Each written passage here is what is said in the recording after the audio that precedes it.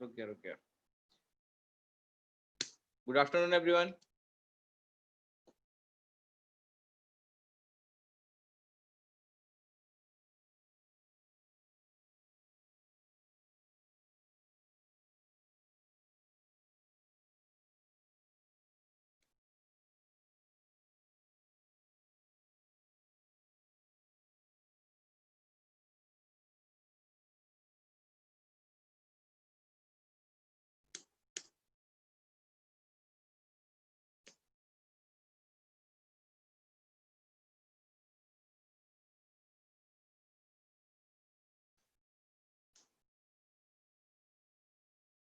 ओ बेटा, I have got 94%।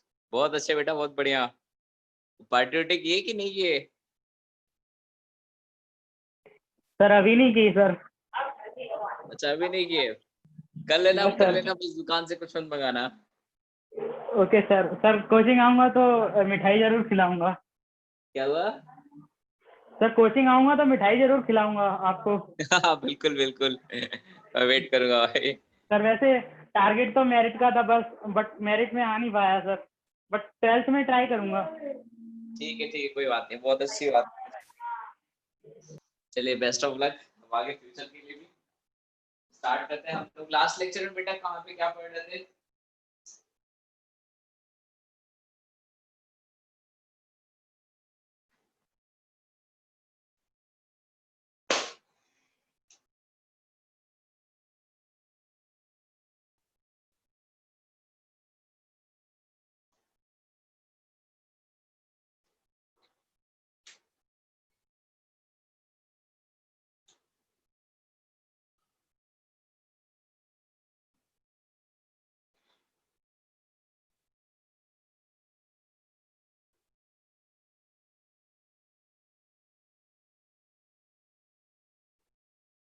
Last lecture में हम लोग एवरेज मोलर मास वगैरह पढ़ रहे थे। क्या हो गया बेटा? बता दो किस बोर्ड के थे तुम, किस बोर्ड का रिजल्ट है ये? बजाय बाकियों को टेंशन हो गई।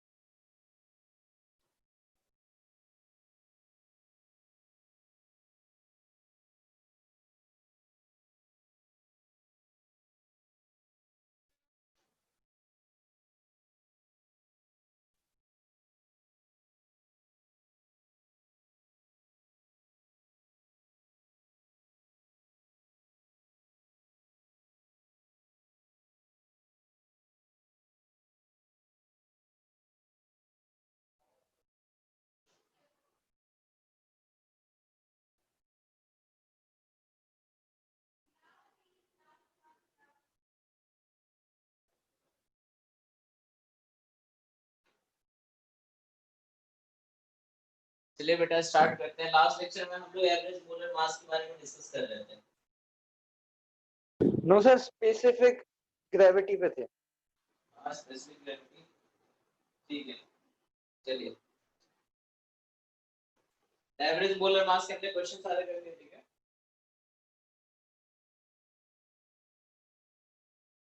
हाँ, एक मैंने कराया होगा आपको वेपर डेंसिटी, और एक मैंने कराया होगा specific gravity.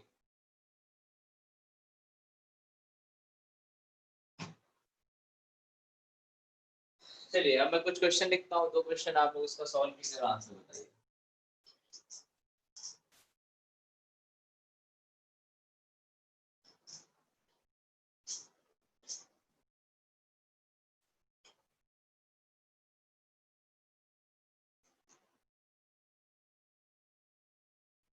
Calculate The molar composition of a mixture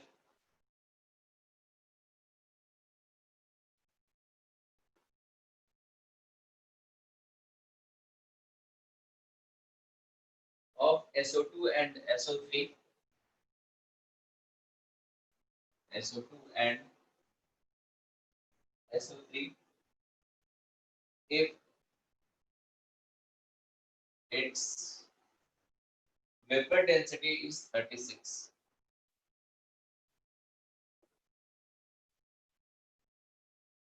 ठीक है, दूसरा क्वेश्चन लिखिए, calculate vapor density of a gaseous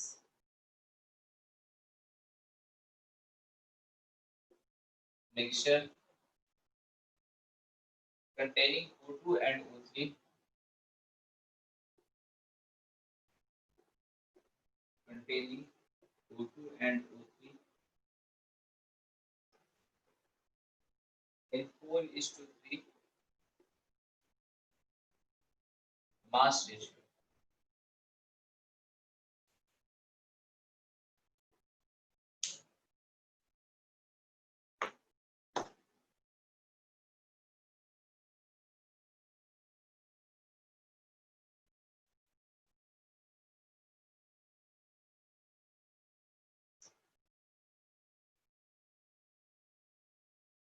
molar composition का मतलब बेटा होता है कि आप मोल का रेशियो बताना है, किस रेशियो में आपका मोल आपने लिया है कि आपकी वेपर डेंसिटी इसके बराबर है।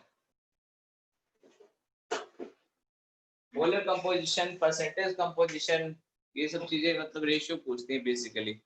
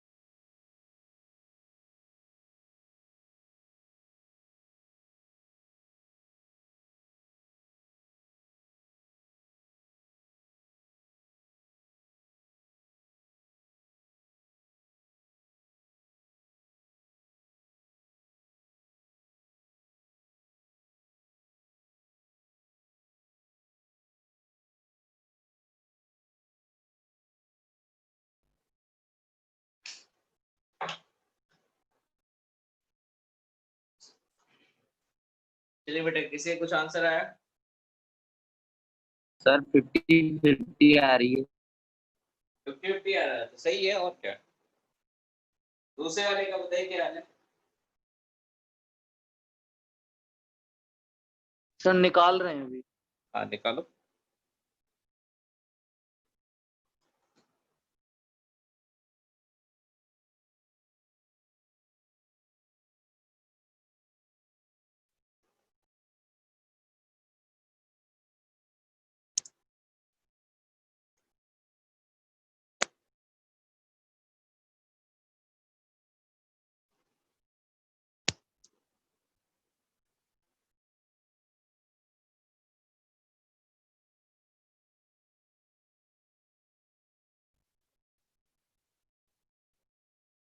Sir 15.3 something.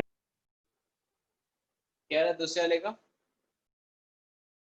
सर 15.3 समथिंग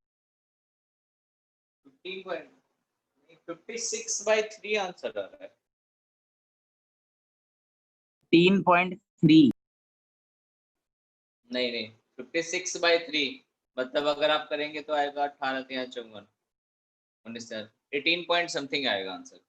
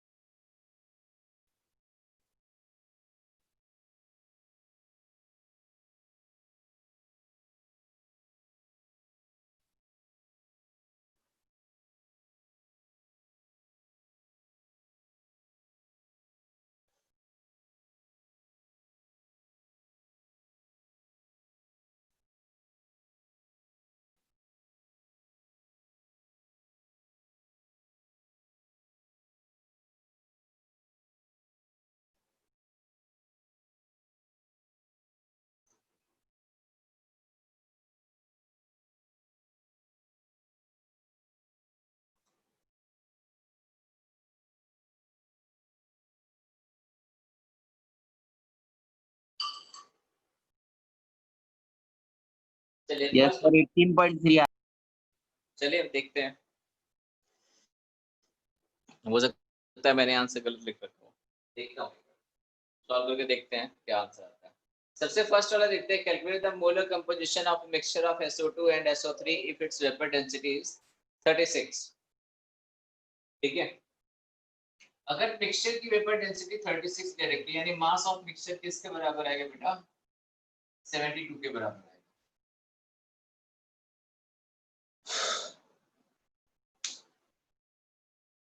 ठीक है, चलिए अब मैं सपोज कर लेता हूं कि SO2 के नंबर ऑफ मोल्स मैंने x लिए थे और SO3 के नंबर ऑफ मोल्स मैंने 1 लिए थे, यानी SO2 के मोल्स मैंने 1x कंसीडर कर लिए और SO3 के मैंने मोल्स 1 कंसीडर कर। ये बेटा एक करने का तरीका होता है, रेशियो सॉल्व करने का तरीका होता है कि हम चीजों को सिंगल वेरिएबल में रखें। अब कोई कहेगा सर अगर SO2 के नंबर ऑफ मोल्स 3 आ जाए, SO3 के ऐसे भी तो सकते हैं कि SO2 के 3 और SO3 के 5 हो, तो बिल्कुल बेटा हो सकता है, लेकिन हमारा आंसर ही उसी फॉर्म में आ जाएगा, आप उसकी चिंता मत कीजिए। अगर रेशियो में रहेगा x की वैल्यू 3/5 आ जाएगा, तब हम जब डिफाइन करेंगे फाइनली रेशियो जब बताएंगे तो हम रेशियो क्या देंगे कि SO2 के नंबर ऑफ मोल 3, SO3 के नंबर ऑफ मोल 5। अगर इस टाइप का आंसर आता है तो ये चीज आप स्ट्रेट लाइन चैप्टर में अपना सीखोगे कि जब हम से कहेगा कि 2 पॉइंट है, यहाँ पे x1, y1 है और x2, y2 है। अब आपको बताना है एक तीसरा पॉइंट है x3, y3, ये लाइन को किस रेशियो में डिवाइड कर रहा है, तो हम वहां कंसीडर कर लेते हैं कि λ/1 में डिवाइड कर रहा है, फिर ऐसे मल्टीप्लाई करके फिर सॉल्व करते हैं उसको। ठीक है, तो वहां λ/1 मानने से क्या होता है कि वेरिएबल हमारे पास 2 की जगह सिर्फ एक ही रह जाता है। ठीक है, तो इसलिए रेशियो वाले क्वेश्चन में हम ऐसे सपोज कर सकते हैं, ऐसे कंसीडर करते हैं, और ये मेथड आप अगली बार से ध्यान रखिएगा। ठीक, तो आप ऐसी ही चीजें नई नई चीजें सीखते रहेंगे इसमें, जैसे जैसे मैथ पढ़ेंगे, फिजिक्स, केमिस्ट्री सब मिक्सअप चलता है 11th 12th में, एक चीज दूसरी जगह यूज होती है, दूसरी चीज तीसरी जगह यूज होती है। किसी भी सब्जेक्ट का इंपॉर्टेंस कम मत करना, नहीं समझ में आएगा उसको बार बार ट्राई करना। ठीक है, ऐसा नहीं करना कि केमिस्ट्री समझ में नहीं आया या फिजिक्स समझ में नहीं आया तो उसको छोड़ दो, पढ़ो ही मत, क्योंकि उसका जैसे ही दूसरी जगह थोड़ा सा पार्ट आएगा आप फंस जाओगे। और बेटा एग्जाम में बैठने वाला बच्चा वही क्वालिफाई करता है जिसको तीनों सब्जेक्ट पे इक्वल कमांड है, क्योंकि पता नहीं होता पेपर में कौन सा सब्जेक्ट टफ आने वाला है, कोई भी सब्जेक्ट कहीं भी उड़ा सकता है। ठीक है, पता चले आपने केमिस्ट्री बहुत अच्छी तैयार की, केमिस्ट्री बहुत टफ आ गई, मैथ फिजिक्स में गोल रहे या फिजिक्स में कम नंबर आ गए, सब सत्यानाश हो जाएगा। ठीक है, इसे तीनों पे कमांड अच्छी करके चलना, फाइनल में जो होगा देखा जाएगा। तीनों सब्जेक्ट आता बेटा, मैंने अभी एक्सप्लेन ही नहीं किया, अभी तो मैं कहानी सुना रहा था। SO2 के मोल्स आप x कंसीडर कर लो और SO3 के आप 1 मोल कंसीडर कर लो, x:1 का रेशियो हो गया। चलो शुरू हो जाओ। एवरेज मोलर मास का फॉर्मूला क्या होता है, जितना मास इसका होगा इसका मास कितना 64, यानी molar mass multiply by x plus इसका 48 प्लस 32 यानी 80 into 1 divided by x plus 1 is equal to 72 यानी 64x plus equal to 72x plus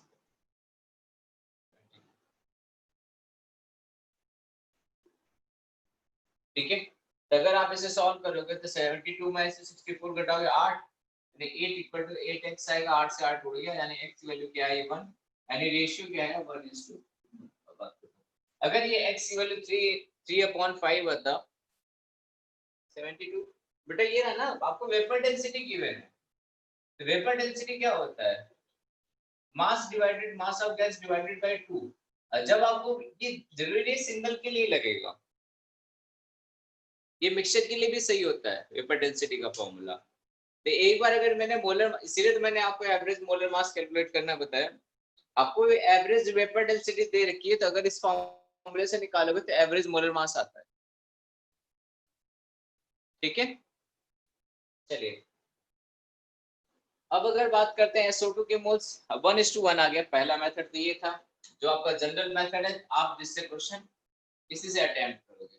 second method एक सिंपल ट्रिक है, वो सिर्फ इसी क्वेश्चन में लगेगा, बाकी में नहीं लगेगा। इसी टाइप के क्वेश्चन में, इसी टाइप का क्वेश्चन मतलब SO2 का मोलर मास कितना है 64 और SO3 का मोलर मास कितना है 80।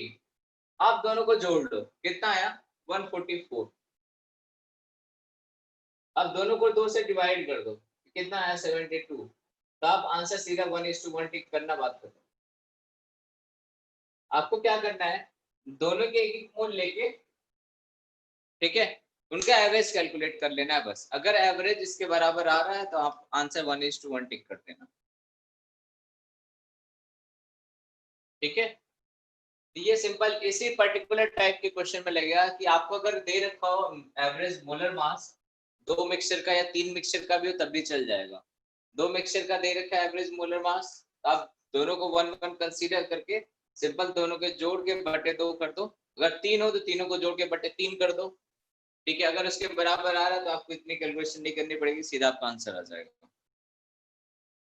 ठीक है, ये बहुत स्पेसिफिक ट्रिक है, मतलब सिर्फ इसी टाइप क्वेश्चन में चलती है।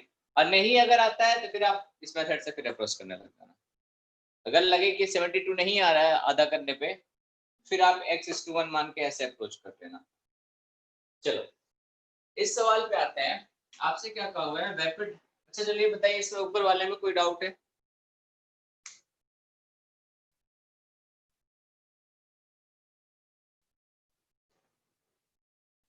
जो बेटा मैंने फर्स्ट क्वेश्चन बताया किसी को भी? चलिए बहुत अच्छा। आप में से आज कोई नया स्टूडेंट तो नहीं है ना? अदरवाइज मैं फॉर्मूला दैट इज बता ही दूं मास ऑफ एवरेज का। कोई नया नहीं है ना आज? अच्छा हितांशु शर्मा, चलिए ठीक है। तो ये पार्ट नोट कर लीजिए, जो मैं मास ऑफ एवरेज बता रहा हूँ एक बार मैं लिख के बता दे रहा हूँ कि क्या मैंने क्या बताया है। ये नोट कर लिया फर्स्ट वाला पार्ट सबने?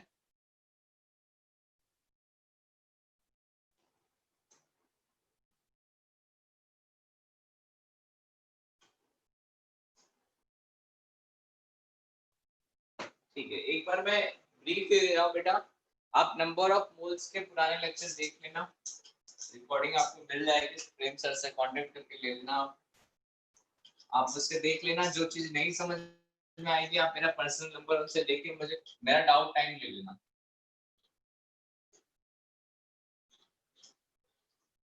ठीक है बेटा, जो पॉइंट नहीं समझ में आएगा आप उससे पढ़ना, नोट्स बनाना।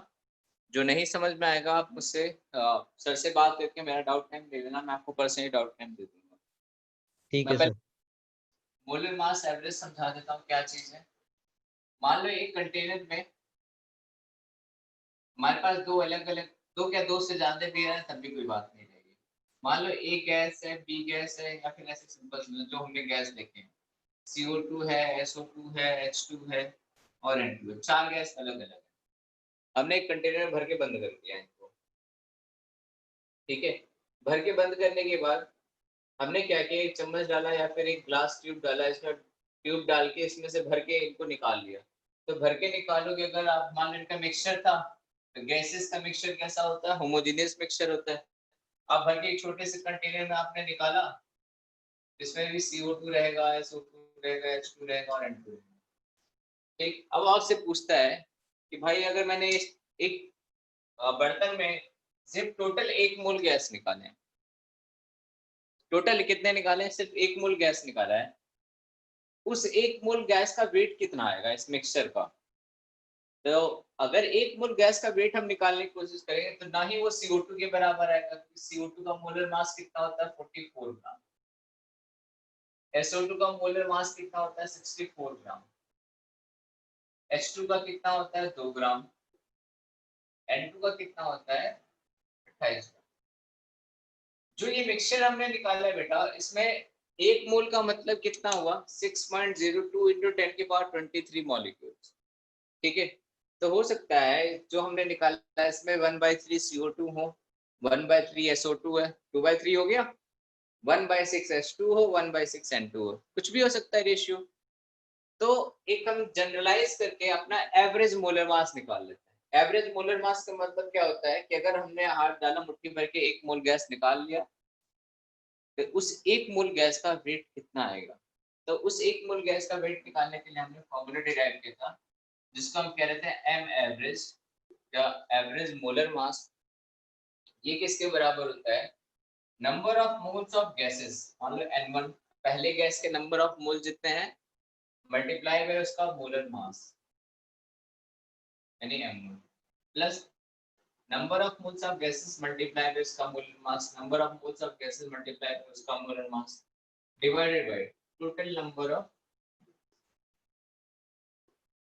ये टोटल नंबर ऑफ मोल्स है। ठीक है, ये एवरेज मोलर मास का फॉर्मूला है।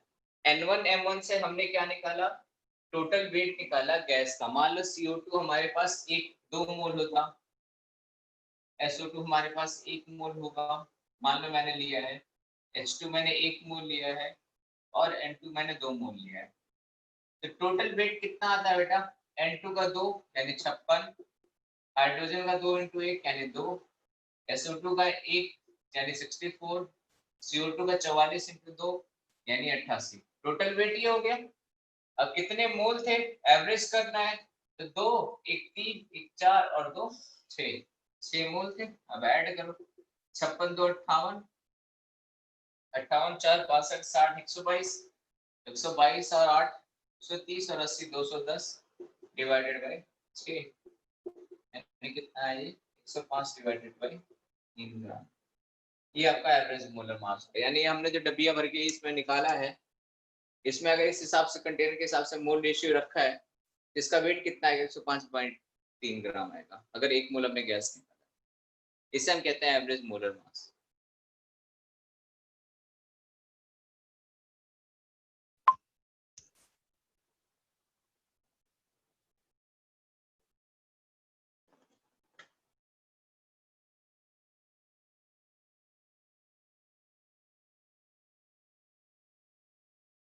ठीक है, चलिए अब आते हैं अगले वाले सवाल पे। हमसे कहेगा vapour density of a gases mixture containing O2 and O3 in 4:3 mass ratio. बेटा एक चीज यहाँ ध्यान रखना, यहाँ मास रेशियो हमसे कहा है, मोल रेशियो नहीं कहा हुआ है। और हम एवरेज मोलर मास डिफाइन करते हैं मोल रेशियो में, मास रेशियो में हम डिफाइन नहीं करते हैं। तो जो आपको मास रेशियो दिया, पहले इसको मोल रेशियो में कन्वर्ट करो। कैसे कन्वर्ट करोगे, O2 का मास मान लो आपको 4 ग्राम दे दिया, फिर और मान लो O3 का मास आपको 3 ग्राम दे दिया, तभी तो 4:3 का रेशियो है। ठीक है, ऐसा भी हो सकता है ये 16 और ये 12 हो, तब भी 4:3 का रेशियो आएगा। ये 20 और ये 50 हो, तब भी 4:3 का रेशियो आएगा। तो मैंने मान लिया कि जो रेशियो दिया वही इसका मास रेशियो है, मतलब मास की वैल्यू। बेटा अगर ये 4 ग्राम है, मैं इसके नंबर ऑफ मोल्स लिखना चाहूँ तो कितना लिखूंगा, 4 डिवाइडेड बाई 32। इसका अगर मैं मोल लिखूं तो बेटा कितना आएगा, 3 डिवाइडेड बाई 48 आएगा। Yes sir. अब इन दोनों का रेशियो निकालो।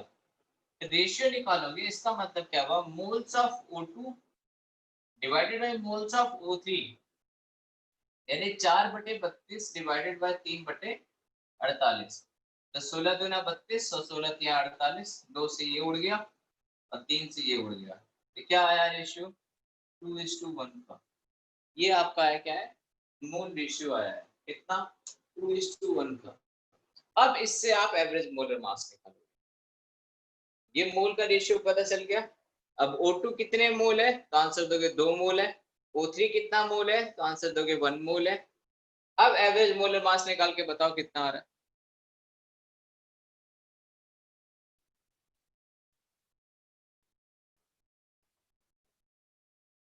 112/3। 112/3। ठीक, वो क्या आ रहा है एवरेज मोलर मास। हमसे पूछा गया बेटा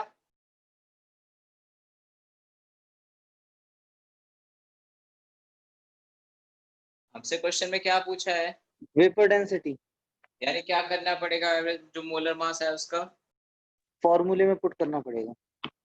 फॉर्मूला 2 से डिवाइड होता है, 2 से आप डिवाइड कर दीजिए आंसर आ जाएगा। आंसर आएगा 56/3।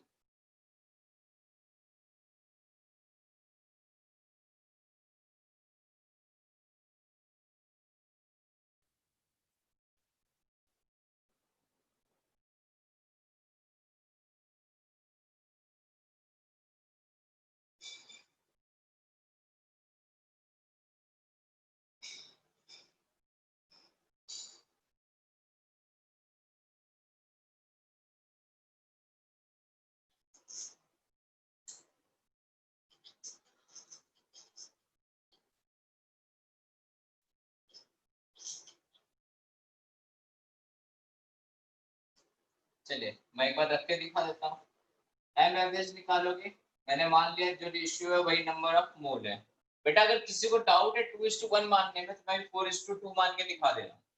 N of O2 divided by N of O3 2:1 है। मैंने O2 के नंबर ऑफ मोल माने 2 और ओजोन के माने 1, यानी 32 into 2 प्लस 48 into 1 और टोटल नंबर ऑफ मोल्स कितने 3, यानी 64 plus 48 divided by 3, 64 8 72 40 112 divided by 3।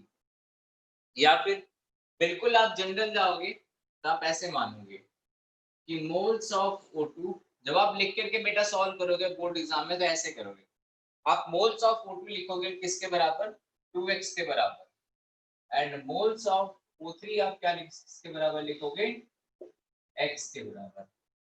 ऐसा क्यों, क्योंकि आपको रेशियो 2:1 का दे रखा है, वैल्यू नहीं दे रखी है। वो तुम्हारा सॉल्व करने का मेथड था।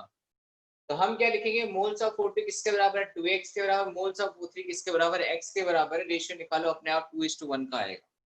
ठीक, अब इससे mass of average molar mass निकालोगे तो 32 into 2x plus 48 into x divided by 2x plus x, तो 32 गुना 64 और 48 112 x divided by 3x, x से x उड़ गया, फिर से वही आंसर आ गया 112/। ठीक है, और इससे वेपर डेंसिटी निकालोगे तो क्या होता है मास ऑफ गैस डिवाइडेड बाई 2, यानी कितना 112/3 डिवाइडेड बाई 2, 2 से इसको उड़ा दो कितना होगा 56, यानी 56 डिवाइडेड बाई।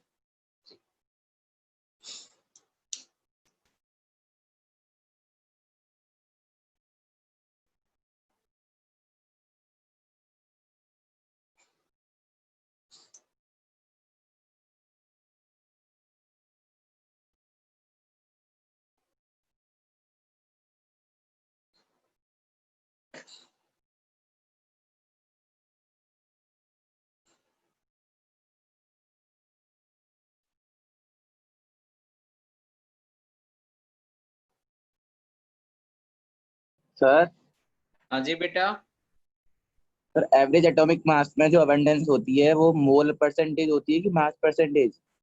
मोल परसेंटेज से होती है। किसमें ओके सर। दोबारा पूछो किसमें, sir average atomic mass. Average atomic mass में यस सर। बेटा वो एबंडेंट में आपका मास परसेंटेज होता है। Okay sir. ठीक है, जो उससे मैंने क्लोरीन वाला लिखाया था उसकी बात कर रहे हो ना आप? Yes sir. हाँ ठीक है, उसमें रुकिए मैं बताता हूँ क्या होता है वो। Chlorine 17 35 chlorine 17 35। बेटा वो अमाउंट एबंडेंस होता है, मतलब मोल के साथ होता है। ठीक है, अमाउंट एबंडेंस होता है वो। अमाउंट का मतलब होता है कि अगर आप एनवायरनमेंट में से 10 पार्टिकल ले लो या 10 मोल ले लोगे क्लोरीन के गैस, अगर मैंने लिखा है 75% है 25% है, इसका मतलब इसमें से 7.5 मोल क्या है, क्लोरीन 1735 है, और 2.5 मोल क्या है, 1737। ठीक है, तो उसको मोल एबंडेंस कर लेना, मास नहीं। ठीक है, ओके सर।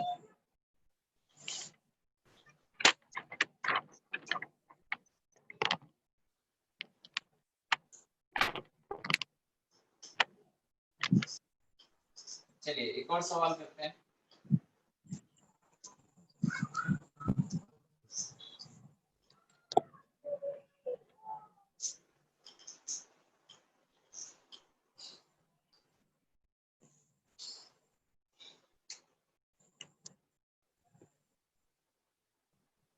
ठीक है, the density of gases mixture,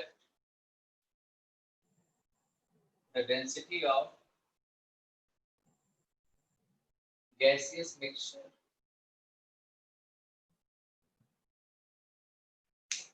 containing N2 and O3, containing N2 and O3 is 3.2 gram per liter at 2.463 kg. ठीक है, and 300 calculate its molar composition.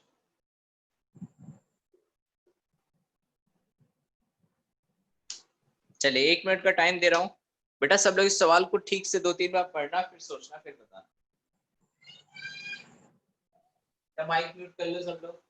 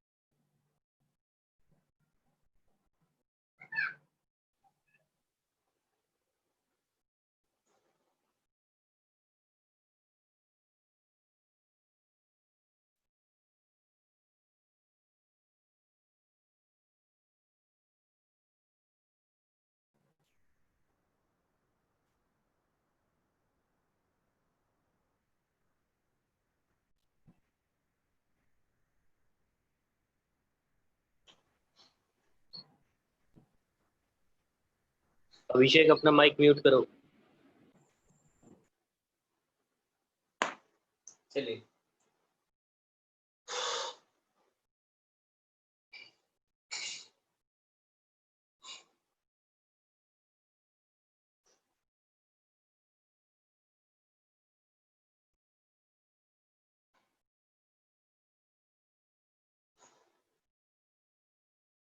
बेटा किसी का आंसर आ रहा है कुछ, या मैं बताना शुरू करूं?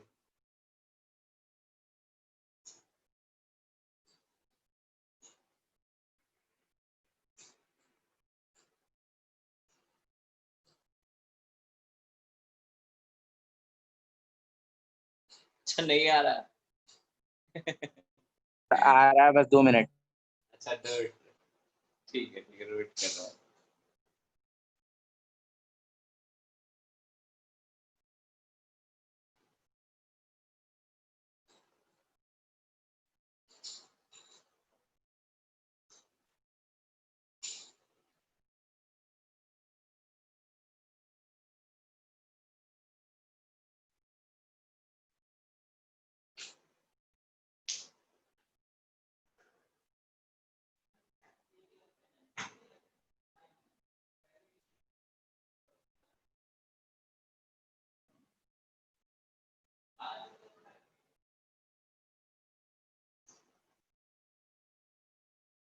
सर इसमें प्रेशर की वैल्यू क्या है?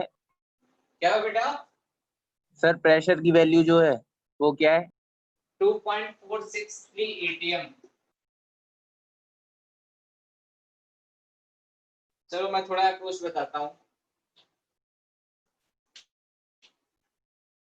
देखिए आपसे क्या अगर डेंसिटी दे रखा है, पहली बात तो इसको वेपर डेंसिटी से रिलेट मत कर देना, ये डेंसिटी है, ठीक है। सबसे फर्स्ट पॉइंट आपका ये, अगर जैसे ही लिखोगे density equal to mass of gas upon 2, वहीं आपका गेम गड़बड़ हो जाएगा, ठीक। चलिए आपको क्या दे रखा है, डेंसिटी दे रखा है, इसका मतलब कुछ और निकालना पड़ेगा। इतनी सारी वैल्यू दे रखी है, इसका मतलब एक गैस के लिए मैंने आपको इक्वेशन लिखाया है क्या, PV इक्वल टू nRT, लिखवाया हुआ है। Yes sir. अब बताइए सर डेंसिटी के टर्म में मैंने क्या फॉर्मूला लिखा है इसमें, मैंने D is equal to PM upon RT। क्या लिखा है, P equal to, sir D is equal to PM upon RT। ठीक है, यानी PM इक्वल टू DRT। यहाँ पे M क्या होता था, मोलर मास, मैंने बताया था आपको, कन्वर्जन बता देना होगा फिर भूल गया हो तो। PV equal to number of moles divided by R into T। Number of moles क्या होता था, weight divided by molar mass into R into T।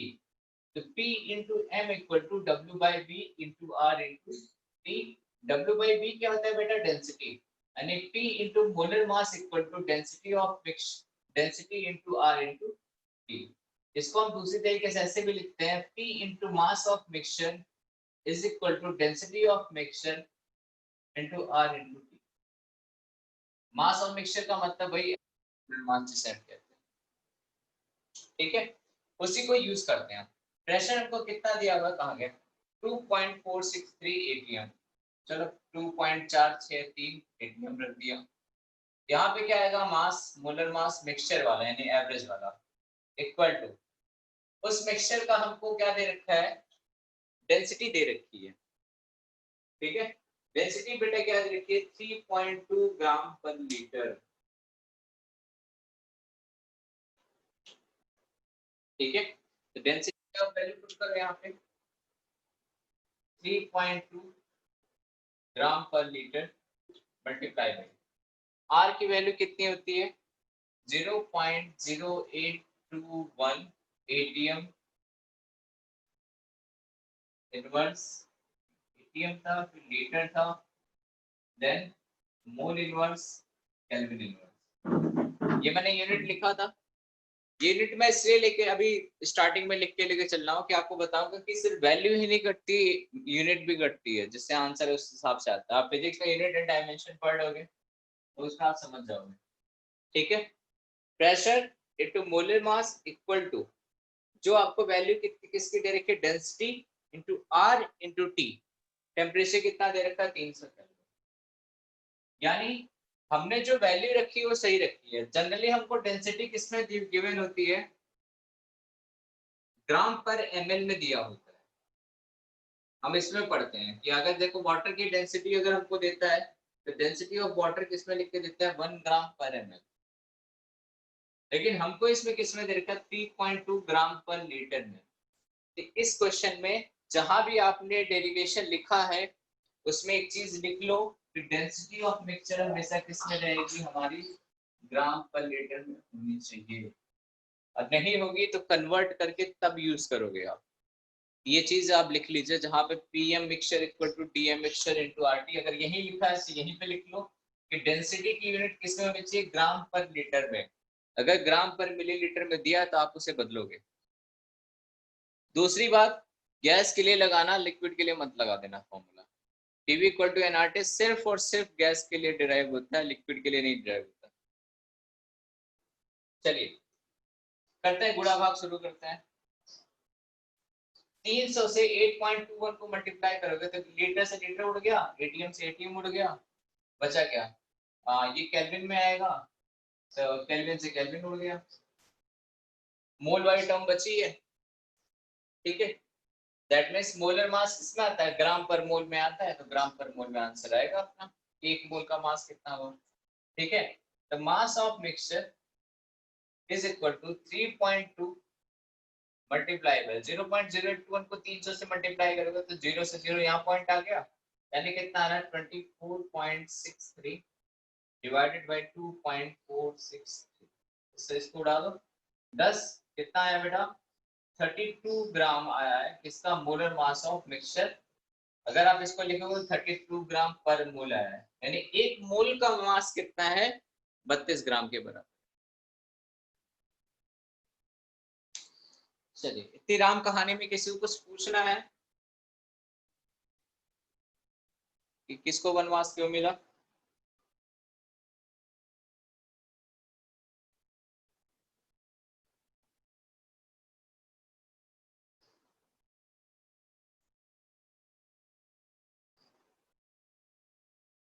समझ में नहीं आया ये? चलो बेटा, कहाँ से नहीं आया आप ये बताओ। ये मैंने पिछला फॉर्मूला लिखा है और इस फॉर्मूले में मैंने वैल्यू रखी है। अभी मैं यूनिट हटा दूं तो आपको समझ में आता है। नहीं बेटा, एक जिसको बच्चों, बेटा ये आर की वैल्यू 0.0821 मैंने पहले लिखा है आपको। प्रेशर जब एटीएम में वॉल्यूम लीटर में लेते हैं तो हम आर की वैल्यू क्या रखते हैं, 0.0821। प्रेशर की वैल्यू पास्कल में और वॉल्यूम की वैल्यू मीटर क्यूब में लेते हैं तो आर की वैल्यू क्या लेते हैं, 8.314। इसलिए मैंने 0.0821 रखा है, क्योंकि हमारा प्रेशर एटीएम में है, डेंसिटी ग्राम पर लीटर में है, तो हमें पता है यूनिट लीटर की है और प्रेशर एटीएम का है, इसलिए हमने 0.0821 रखा है।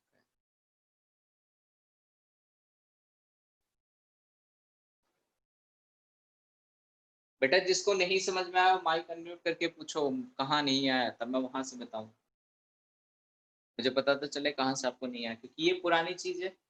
ये पुरानी चीजें मैंने इसमें सिर्फ वैल्यू रखा है। क्यों रखा है, क्योंकि मोलर और मास ऑफ मिक्सचर निकालने। सर एक बार यहाँ से बता दीजिए, PM mix D mix RT से। बेटा जैसे पीएम इक्वल टू डीआरटी वाला फॉर्मूला आया है ना, यहाँ तक तो आपको समझ में आया, पीएम इक्वल टू डीआरटी वाला फॉर्मूला। Yes sir.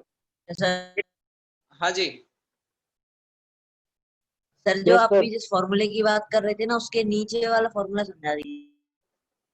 इस फॉर्मूले के कौन सा वाला, ये वाला फॉर्मूला, सर नीचे वाला। इसके जस्ट बाद ये वाला। Yes sir. बेटा जैसे पीएम इक्वल टू डीआरटी हुआ ना, तो जो हम यहाँ अगर एक गैस के लिए लिखते हैं तो P into molar mass of one gas into density of one gas equal to R into T, उसी फॉर्मूले को हम इसमें भी यूज कर सकते हैं, इसलिए मैंने सेम फॉर्मूले को ऐसे घुमा के लिख दिया। मतलब जो फॉर्मूला हमने एक गैस के लिए पढ़ा था वो हम मिक्सचर वाले गैस पे भी अप्लाई कर सकते हैं। Yes sir. अब समझ में आ गया? Yes sir. ठीक है बेटा, और किसी का कुछ डाउट है? सर एक बार नीचे रिपीट कर दो। ये जो वैल्यू लिखी है, यस सर यस सर। देखिए फॉर्मूला क्या है, P into molar mass of mixture equal to D of mixture into R into T। Pressure कितना दे रखा है, 2.463 एटीएम दे रखा है, रख दिया। मास ऑफ मिक्सचर हमको नहीं पता है, m मान लिया।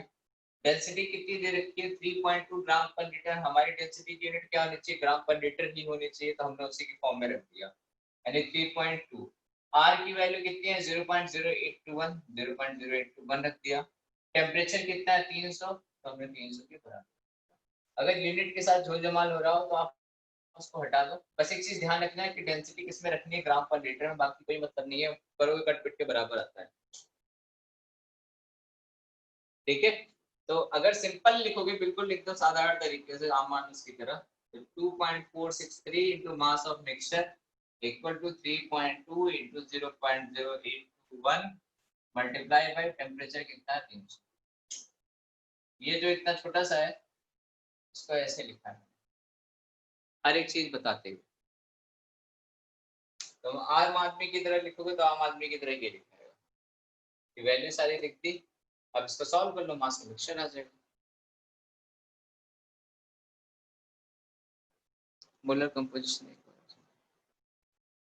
सर जो यूनिट लिखी है ATM माइनस एल, सर इसको एक बार यूनिट बता देना। बेटा देखो, कांस्टेंट की तो यूनिट फिक्स है, आर की यूनिट ना ऐसे डिसाइड करते हैं। ऐसे आप यूनिट डायमेंशन फिजिक्स वाला पढ़ लोगे ना तो मुझे थोड़ी आसानी हो जाएगी।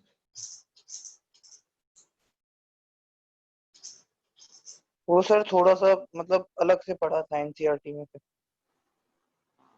आर की यूनिट जैसे पीवी इक्वल टू एनआरटी लिखा है मैंने, ठीक है।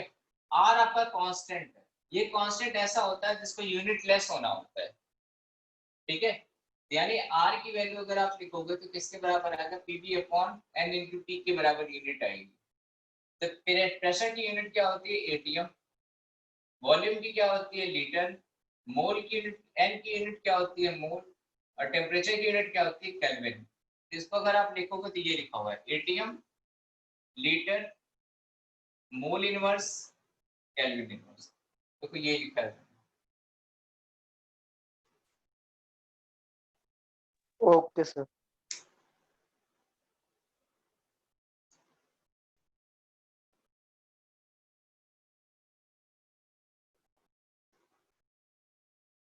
चलिए, और किसी को कुछ पूछना है बेटा?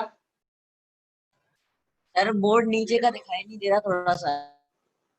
अच्छा, वो 32 ग्राम पर कुछ लिखा हुआ है, पर मोल लिखा हुआ है, बस देखो यहीं तक लिखा हुआ है।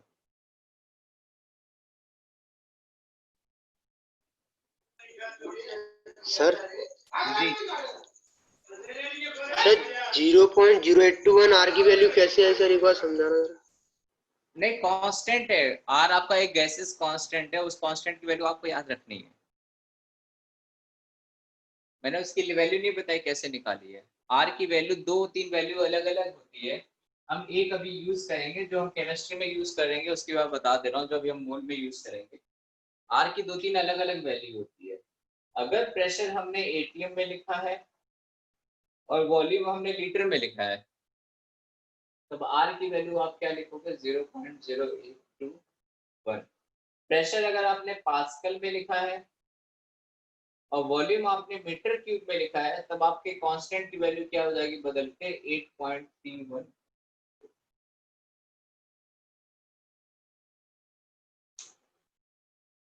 हाँ बेटा, आइडियल गैस इक्वेशन ही है ये थोड़ी कर रियल गैस के लिए हो गई है। जब तक हमसे सवाल में नहीं कहते हैं हम आइडियल गैस ही मानते हैं।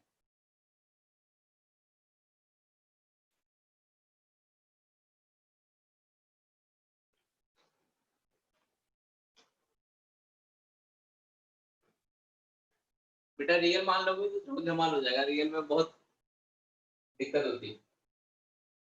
ठीक है, रियल गैस पढ़ेंगे गैस स्टेट में, सबसे मतलब कॉम्प्लिकेटेड टॉपिक रियल गैस होता है। चलिए, समझ में आ गया यहाँ तक? अब आपसे जो सवाल पूछा है उस पर आते हैं।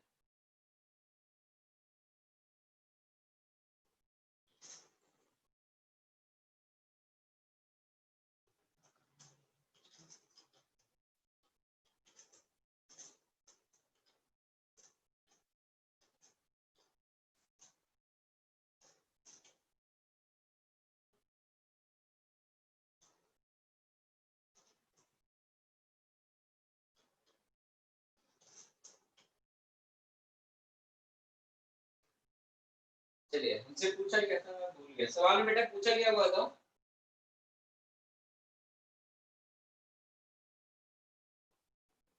बेटा, molar mass mixture molar composition. Composition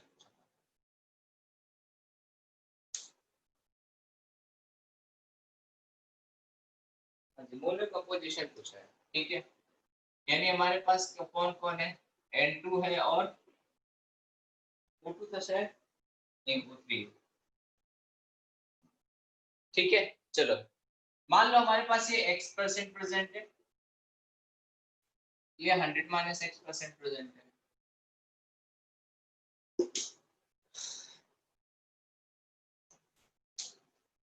ठीक है। तो अगर ये x% प्रेजेंट है, अरे 32 है या फिर 36 है? पता नहीं सर 32 है। 32 भूल गया, सॉरी 32, ठीक है। अब मोलर कंपोजिशन मतलब इसका वेट कितना बेटा 28, यानी 28 × x प्लस इसका कितना है 48, यानी 48 × 100 - x divided by total percent कितना है, मिला लो तो 100 हो जाएगा। इसकी वैल्यू किसके बराबर आनी चाहिए, 32 के बराबर आनी चाहिए। शुरू हो जाओ, 28x plus 4800 minus 48x equal to 3200,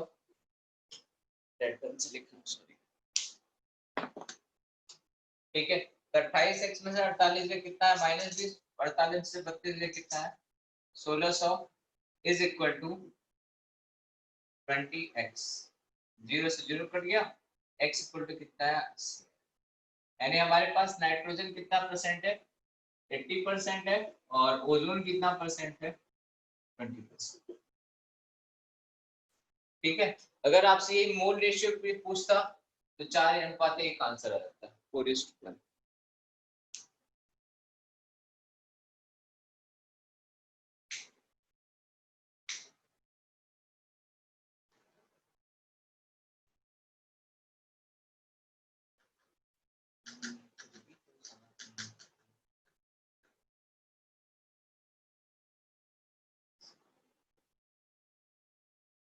तो सर अभी हमने इतना सारा लंबा सारा PV इक्वल्स टू nRT क्यों किया था वो बेटा इसके लिए किया था ना, इसके लिए ये निकालने के लिए किया था, वो जो इतना सारा किया था वो उसको निकालने के लिए किया था। थोड़ा बहुत लेवल वाला क्वेश्चन रहेगा ना, जिसमें 1-2 स्टेप थोड़ा सा सोचने में अच्छा लगे, यहाँ कुछ पढ़ा है आज।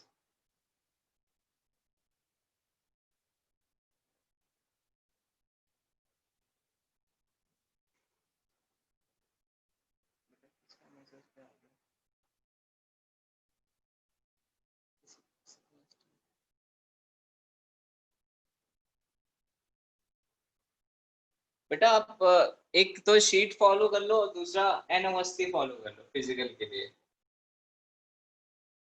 नरेंद्र अवस्थी फॉलो कर लो, सफिशिएंट है अभी। जब वो पूरी हो जाएगी तो बताना। नरेंद्र अवस्थी कर लो अभी लेवल 1 वाले क्वेश्चन, और एनसीईआरटी को जितनी बार पढ़ सकते हो उतनी बार पढ़ लो। बेटा तो बेटा नोट कर लिया।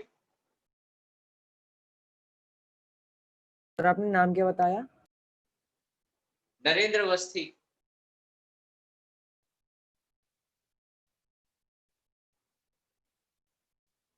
फिजिकल केमिस्ट्री के लिए।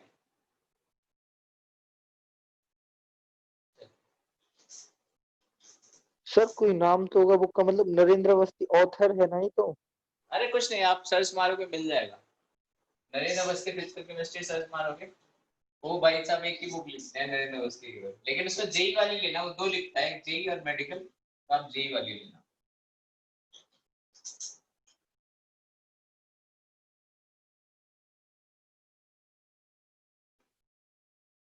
चलिए नेक्स्ट हम आते हैं परसेंटेज कंपोजिशन।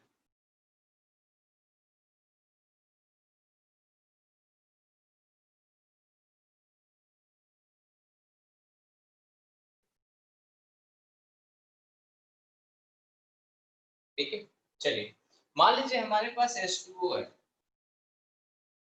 आपसे पूछता है इसमें H2O बाई मास, मतलब हाइड्रोजन बाई मास कितने परसेंट प्रेजेंट है। आपसे क्वेश्चन क्या पूछा, इसमें परसेंटेज ऑफ हाइड्रोजन कितना है, किसमें, मास की टर्म में। आप कैसे बताओगे, H2O का टोटल मॉलिक्यूलर वेट कितना बेटा 18, ये 18 किसकी वजह से आया है, तो 2 हाइड्रोजन की वजह से आया है, और 16 किसकी वजह से आया है, ऑक्सीजन की वजह से। 2 हाइड्रोजन की वजह से क्यों? एक हाइड्रोजन एटम का वेट 1 होता है तो 2 का कितना हुआ 2। तो 18 जो वेट आया उसमें हाइड्रोजन का वेट कितना है 2 और ऑक्सीजन का वेट कितना है 16। आपसे पूछ रहा है कि टोटल मास में हाइड्रोजन कितने परसेंट है। तो आंसर क्या आएगा 2/18 मल्टीप्लाई बाय 2 9 18 कितना है 100/9%। चलिए एक और क्वेश्चन देखते हैं। Percentage of nitrogen in urea. अगर ऐसे लिख दिया आपके क्वेश्चन में इसका मतलब आपसे मास परसेंट पूछ रहा है। ठीक है, बाय डिफॉल्ट मतलब क्या होगा कि आपसे मास परसेंट पूछ रहा है। यूरिया का फॉर्मूला होता है NH2CO NH2। ठीक है, चलिए कोई आंसर बताओ फिर मैं बता तो रहा हूँ।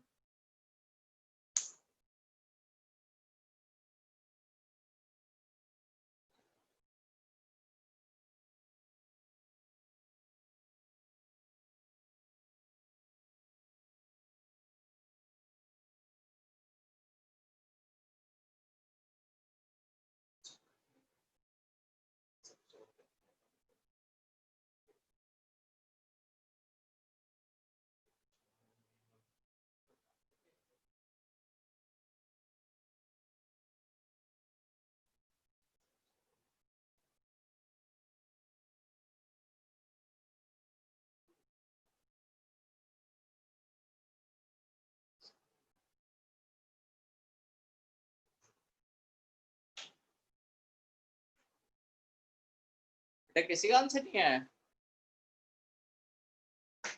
140/3 140/3। चलो देखते हैं। इसका सबसे पहले आप मॉलिक्यूलर वेट निकालो कितना आएगा। 2 नाइट्रोजन मतलब 28, 4 हाइड्रोजन मतलब 4, 1 कार्बन मतलब 12, 1 ऑक्सीजन मतलब 16। ओके सब जोड़ लो। 6 2 8 7 12 8 20 0 2 4 2 6 कितना आया इसका मॉलिक्यूलर वेट कितना है 60। इसमें नाइट्रोजन का पार्टिसिपेशन कितना था 28। ठीक, परसेंटेज निकालो 28 डिवाइडेड बाय 62 इनटू 0 से 0 उठ गया। 2 3 6 2 14 28।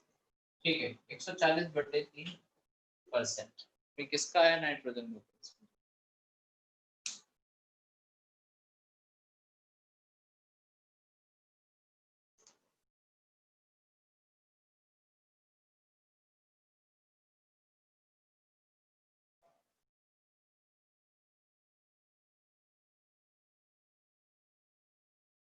चलिए एक सवाल लिखता हूँ आप लोग उसका आंसर बताइए।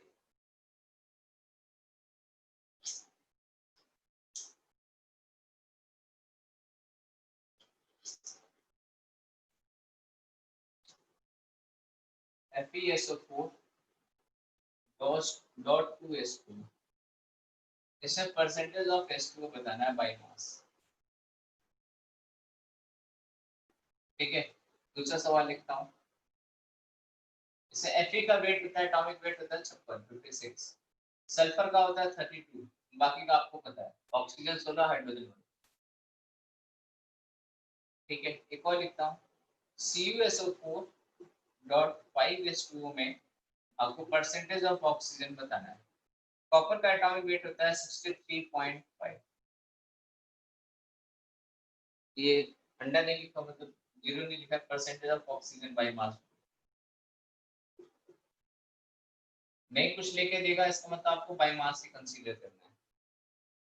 चलिए सब एक बार ट्राई करके बताइए आंसर क्या है।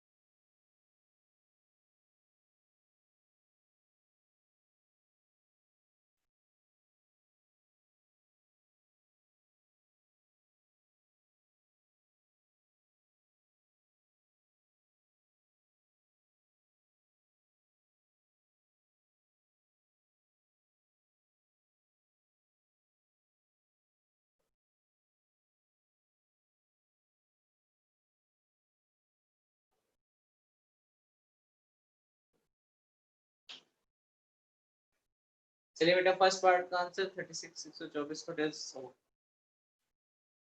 चलिए देखते हैं।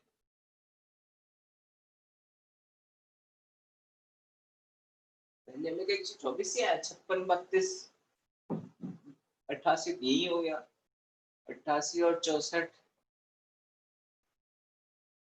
1800 डिवाइडेड बाय 91 आया है सर मेरा। इसका फर्स्ट पार्ट का सर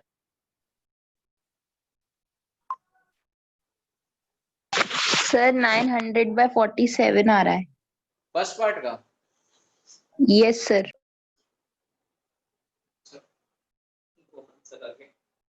मॉलिक्यूलर वेट कितना है बेटा? सर 182।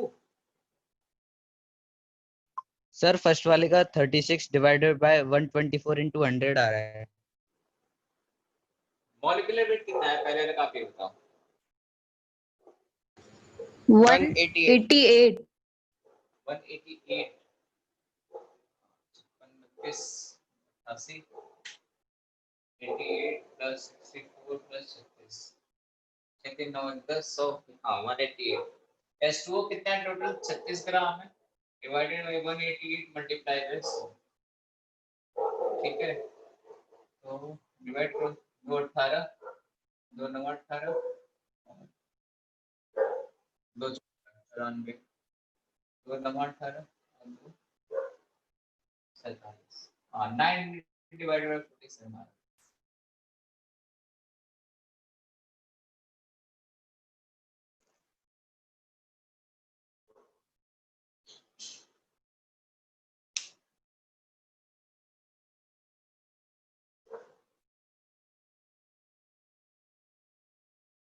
वैसे इसको सर एक बार सर एक बार और समझा देना मेरे। बेटा आपको इसमें H2O का पूछा हुआ है ना, तो इसमें H2O कितने हैं, टोटल H2O कितने हैं? तो आंसर है 2 H2O है। एक H2O का वेट कितना होता है? 18। 2 H2O का वेट कितना होगा? 36। इस टोटल मास में 188 में 36 ग्राम क्या आपके पास सिर्फ और सिर्फ H2O है, इसलिए मैंने परसेंटेज ऑफ H2O पूछा था बाय मास। जरूरी नहीं है कि एटम का ही पूछा जाए, उसके साथ जो मॉलिक्यूल अटैच होते हैं वो भी पूछे जा सकते हैं।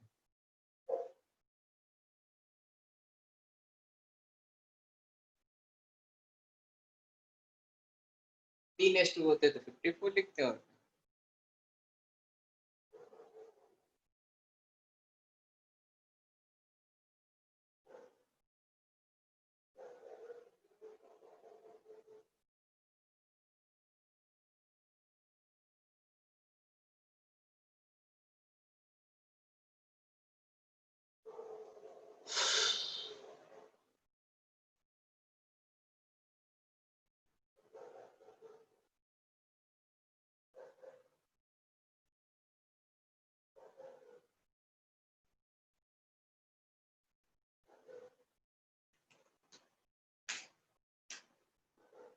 थोड़ा सा कॉम्प्लिकेटेड ये वाला है, रेशियो में आएगा पॉइंट में आंसर, लेकिन कोई बात नहीं, उसी में हम बता देते हैं। 63.5 32 64 और 18 25 90। Excuse me sir. हाँ जी बताओ।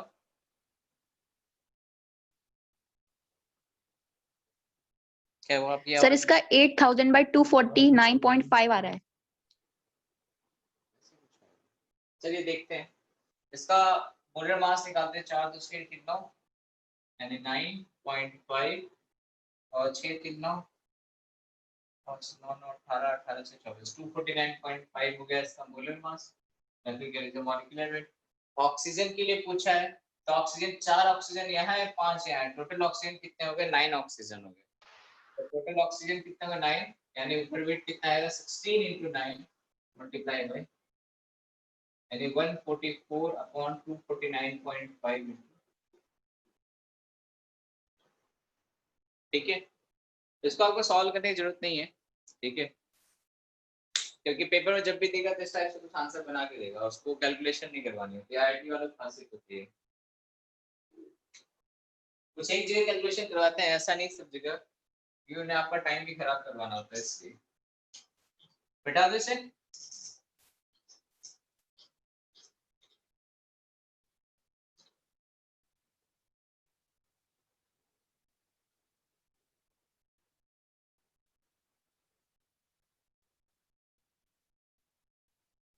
चलिए कुछ और सवाल करते हैं। ये तो हो गए सिंपल से क्वेश्चन जिसमें आपको सीधा मॉलिक्यूलर फॉर्मूला दिया था और आपको परसेंटेज बताना था। कुछ और अलग अलग दो क्वेश्चन लिखता हूँ।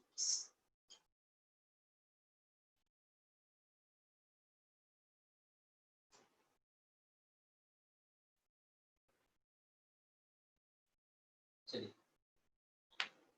क्वेश्चन ये insulin contain 3.2% sulfur by mass. Sulfur by mass.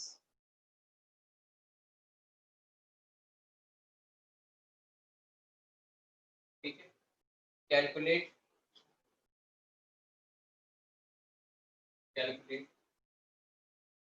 Minimum molar mass of insulin. सबसे इंपॉर्टेंट बात इसमें आपको इंसुलिन का फॉर्मूला जानने की जरूरत नहीं है।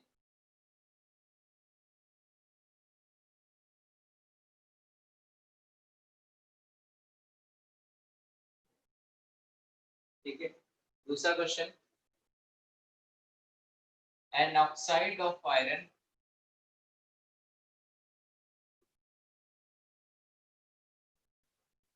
contain 40% oxygen, contain 40% oxygen. Calculate number of oxygen atoms. Calculate number of oxygen atom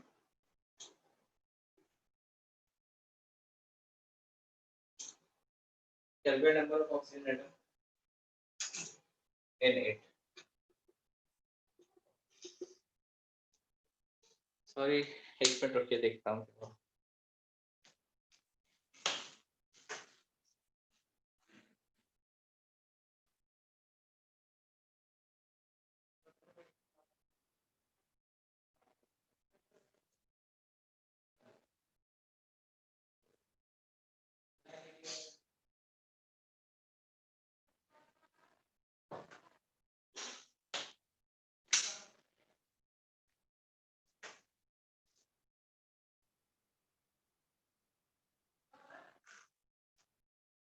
चलिए बताइए बेटा इसका आंसर क्या आएगा।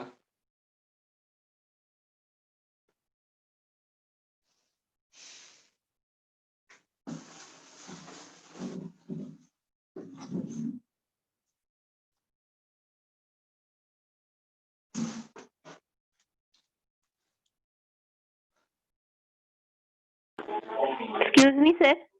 हाँ जी बताओ। सर इंसुलिन का फॉर्मूला क्या होता है? क्या इस क्वेश्चन की लाइन में एक पॉइंट लिखा हुआ है, इस वजह से जरूरत नहीं है उसका। वो दे देगा, फिर 3.2% सल्फर देने की जरूरत ही क्या है। फॉर्मूला पता रहेगा तब तो आप निकाल ही लोगे। उसमें एक पॉइंट लिखा हुआ है बहुत छोटा सा, वहां से आपको गेस करना है।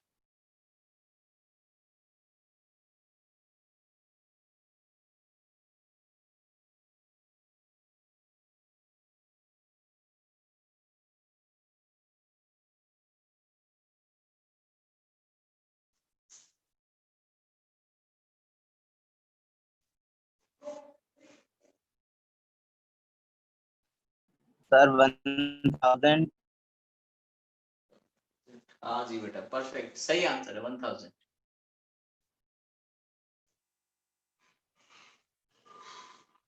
बताइए आपने कैसे अप्रोच किया।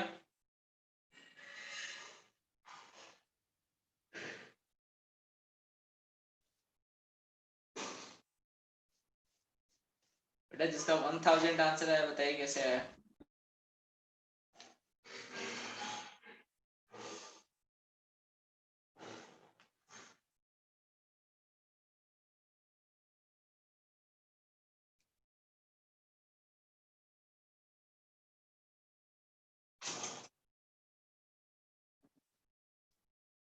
कहाँ गया बेटा, किसने जवाब दिया था 1000?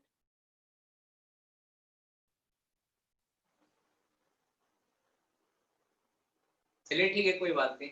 सेकेंड वाले पार्ट का आंसर बताइए।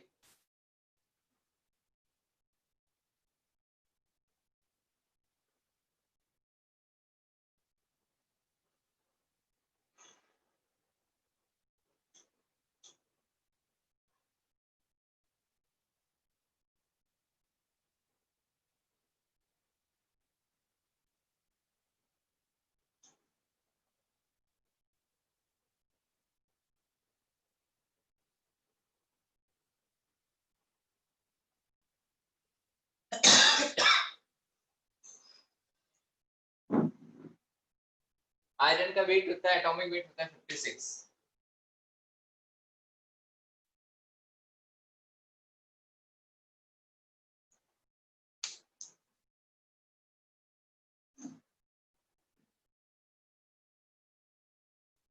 एक चीज और दे रखा था, सॉरी सॉरी सॉरी, इसमें आपको मॉलिक्यूलर वेट गिवन था। Molecular weight of oxide is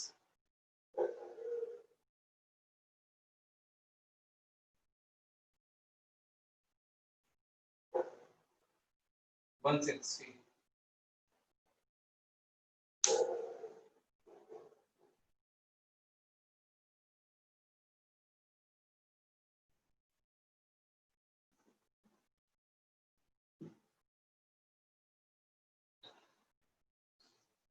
चलिए हम लोग बिल्कुल फर्स्ट पार्ट पे आते हैं।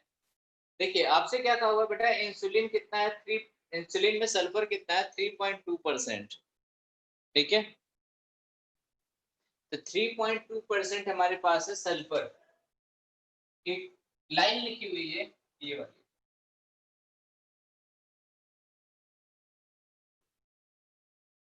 आपने कहीं पे देखा मैंने कभी मोलर मास बोला हो और कहा है बेटा ये मिनिमम वाला मोलर मास है? ऐसा मैंने कभी कुछ नहीं पढ़ा है।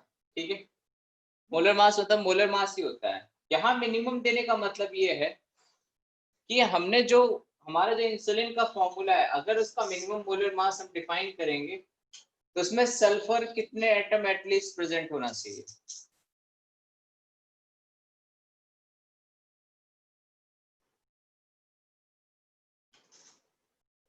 देखिए मान लीजिए कोई भी मैं मॉलिक्यूलर फॉर्मूला डिराइव कर रहा हूँ, जैसे मान लो AX हो गया, BY हो गया, CZ हो गया, अब इसे मैं सल्फर रखना चाहता हूँ। ठीक, तो सल्फर 3.2% है, इसका मतलब कम से कम एटलीस्ट, हाँ बेटा तो क्या हुआ, सीट का क्वेश्चन है तो कम से कम एटलीस्ट एक एटम होना चाहिए सल्फर का अपने पास। ठीक है, एटलीस्ट सल्फर का हमें एक एटम चाहिए ही चाहिए। ठीक, तो मान लो मिनिमम हमारे पास एक एटम सल्फर का है, तभी तो आपसे मिनिमम मोलर मास का है निकालने के लिए। मिनिमम मोलर मास कहने का मतलब जिस एटम के लिए उसने मिनिमम मोलर मास कहा है उस एटम का क्वांटिटी आप 1 मान लो। तो एक सल्फर केवल आपके पास है, तो एक सल्फर का वेट कितना होगा 32। टोटल मॉलिक्यूलर वेट कितना हमें पता नहीं, लेकिन इसका परसेंटेज हमें पता है कितना है, 3.2%।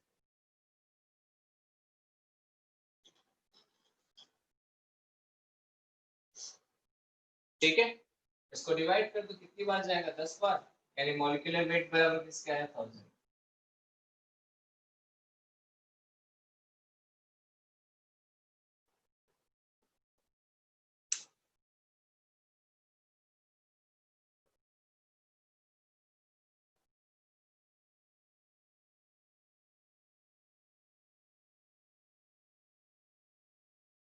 बेटा फर्स्ट पार्ट में किसी कोई दिक्कत है? सर ये 3.2% सल्फर दे रखा था ना क्वेश्चन में। हाँ बेटा 3.2 ही मैंने रखा है, 3.2।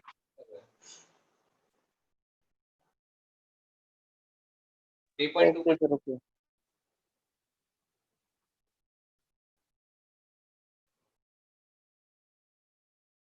चलिए अब दूसरे वाले पार्ट का आंसर क्या आ रहा है?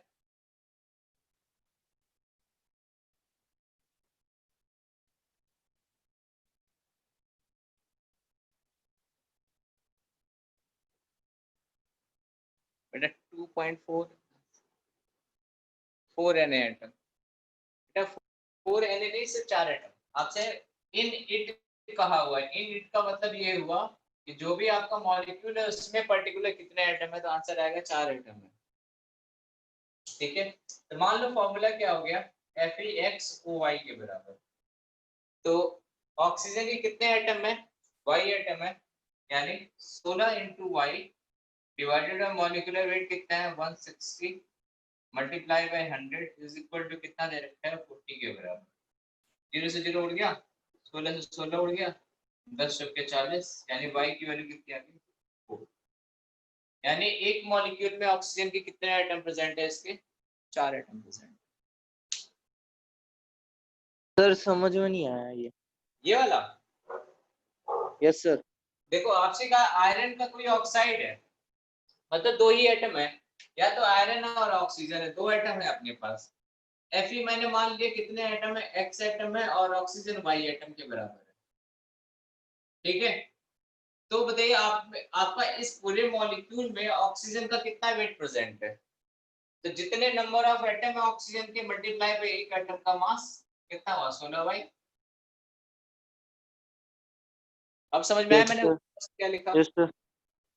ठीक, divided by total mass, total mass हमको 160 गिवन है आयरन ऑक्साइड का, multiply by 100 is equal to percentage आपको कितना गिवन है 40%। Okay sir. सर ये 40 का कंफ्यूजन हो रहा था, इसके पीछे परसेंटेज नहीं लगा था ना। लगा तो बोले बड़ा सा लगा हुआ, ये लगा हुआ है। नहीं सर, नीचे इक्वेशन में, यहाँ अच्छा जो अच्छा, equation.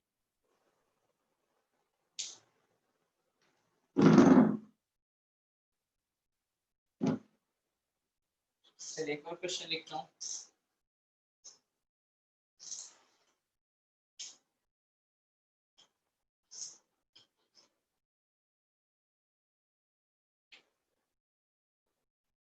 In a hydrated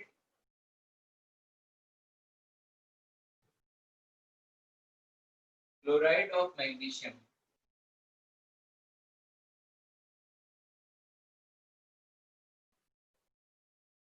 the percentage of water is the percentage of water is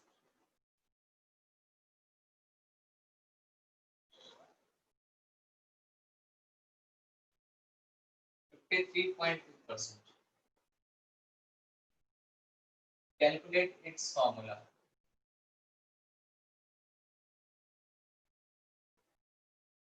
ठीक है, सिंपल सी बात, अगर मैं कहूँ हाइड्रेटेड का मतलब ऐसा होता है कि जो ऐसे लिखा होता है ना कि FeSO4.2H2O, इसे हम कहते हैं हाइड्रेटेड। हाइड्रेटेड क्या मतलब, ये H2O जो लिखा हुआ है इसको कहते हैं हाइड्रेटेड। ठीक है, तो पहला आपसे मैं इस क्वेश्चन में बता दे रहा हूँ, अगली बार जब भी आपको सवाल मिलेगा आप ध्यान रखना। यानी इसमें फॉर्मूला क्या बनेगा MgCl2। ठीक है, MgCl2 क्यों, मैग्नीशियम कितने क्लोरीन के साथ कंबाइन होगा, 2 के साथ, सेकेंड ग्रुप का एलिमेंट है, +2 चार्ज बनाता है, तो बनाएगा MgCl2 डॉट H2O के बारे में हमें कुछ नहीं पता है, तो हम मान लेंगे XH2O। अब आपसे इस X की वैल्यू पूछा,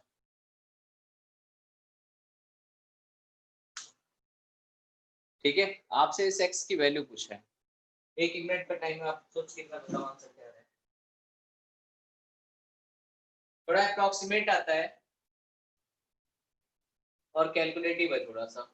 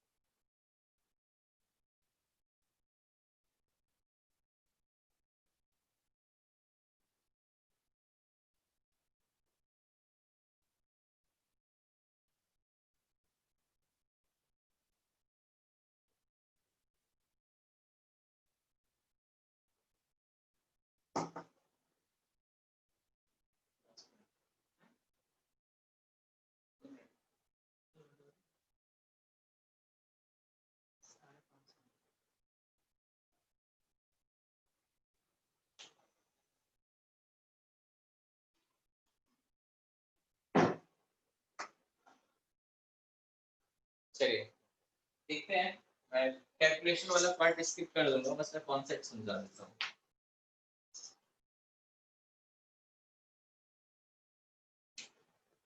mgCO2.x सिंपल सा, जो मैंने एक आपको क्वेश्चन दिया था बेटा, मैंने एक में पूछा था ना, परसेंटेज ऑफ वाटर पूछा हुआ था आपसे क्वेश्चन में, ठीक है।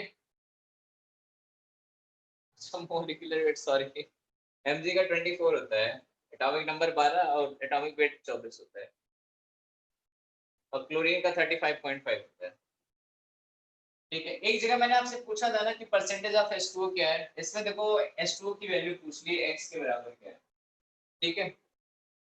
देखो H2O का मास निकालोगे, इसमें टोटल किसके बराबर आएगा, 18x के बराबर। आपको H2O का एक परसेंटेज गिवन है, ठीक है, that means 18x divided by MgCl2 का मास मैग्नीशियम 24 होता है और क्लोरीन 35.5 होता है। अगर आप इसका मॉलिक्यूलर वेट निकालोगे यानी 24 71 95 प्लस 18x, क्योंकि नीचे हम क्या रखेंगे, मॉलिक्यूलर वेट, मॉलिक्यूलर वेट को मतलब टोटल वेट रखेंगे, यानी 95 plus 18x multiply by 100 that is equal to कितना परसेंट है, 53.2%, ठीक है। अब यहाँ से कैलकुलेशन करना है, x की वैल्यू 6 के बराबर आती है। तो यहाँ से दो बात सीख, एक बात समझ लो, जब भी आपसे कहेगा एनहाइड्रस सॉल्ट, दो टर्म यूज करता है, एक आपसे कहते हैं एनहाइड्रस सॉल्ट और दूसरा आपसे कहता है हाइड्रेटेड सॉल्ट। तो एनहाइड्रस का मतलब होता है सूखा हुआ, ठीक है, दैट मींस आपका फॉर्मूला क्या बनेगा, जैसे अगर FeSO4 वाला ही ले लें तो एनहाइड्रस का मतलब FeSO4 हो गया, हाइड्रेटेड का मतलब FeSO4 डॉट 2H2O या XH2O, जो भी आप जितने भी H2O रहेंगे, इसे कहते हैं हाइड्रेटेड सॉल्ट, ठीक है। ये बनता कैसे, क्रिस्टलाइजेशन के थ्रू, आपका 12th का सॉल्यूशन चैप्टर का टॉपिक है, ठीक है बेटा। नेक्स्ट लेक्चर में सब लोग लॉ ऑफ केमिकल कॉम्बिनेशन पढ़ के आना, 5 6 हैं, 5 है आई थिंक, ठीक है, वो हम अगले लेक्चर में डिस्कस करेंगे एक एक पॉइंट। तो एक बार सब लोग उसको पढ़ के आइएगा, एक दो NCERT में नहीं है, वो मैं अपनी तरफ से पढ़ाऊंगा, बाकी 4 या 5 है करीब उसमें, ठीक है। चलिए ओके, थैंक यू।